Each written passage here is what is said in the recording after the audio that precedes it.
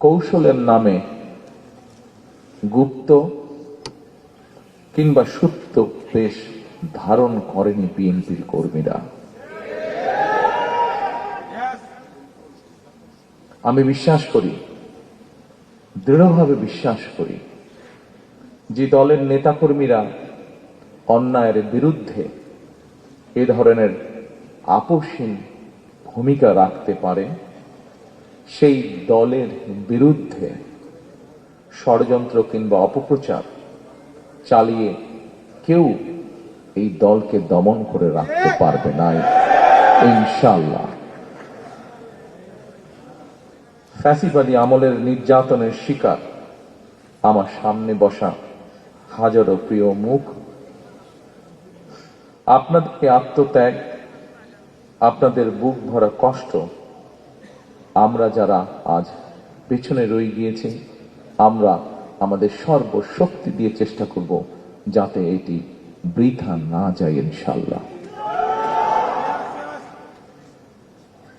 ফ্যাসিবাদ বিরোধী আন্দোলনে যারা গুম হয়েছেন, যারা শহীদ হয়েছেন, তাদের প্রতি আগামী দিনের গণতান্ত্রিক যে রাষ্ট্রের আকাঙ্ক্ষা আমরা দেখছি, সেই গণতান্ত্রিক রাষ্ট্র এবং সরকারের অবশ্যই অনেক অনেক দায় এবং দায়িত্ব রয়েছে।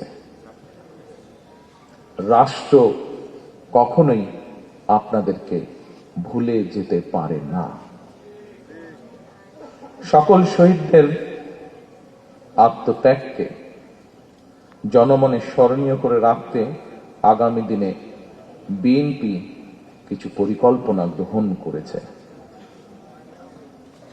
যদিও নির্বাচন কমিশনের বাধ্যবাধকতার কারণে এই মুহূর্তে আমি হয়তো বিস্তারিতভাবে সেই পরিকল্পনা আজকের এই অনুষ্ঠানে তুলে ধরতে পারছি না, কিন্তু তারপর বলতে যদিও কষ্ট হচ্ছে যে আমরা দেখেছি নির্বাচনের কমিশনের রিসেন্টলি কিছু বিতর্কিত ভূমিকা বা বিতর্কিত অবস্থান। তারপরেও রাজনৈতিক একটি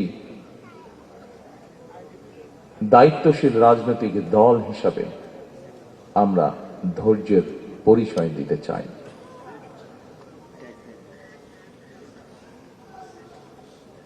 তবে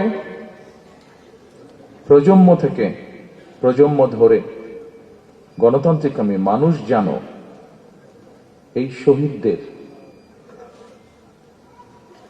বা এই গুম হয়ে যাওয়া সদস্য, এখনো যাদের অপেক্ষায় আমরা আছি, এখনো যাদের অপেক্ষায় পরিবাররা রয়েছে, সেই শহীদদের আত্মত্যাগ থেকে প্রেরণা লাভ করতে পারে প্রজন্মের পর প্রজন্ম।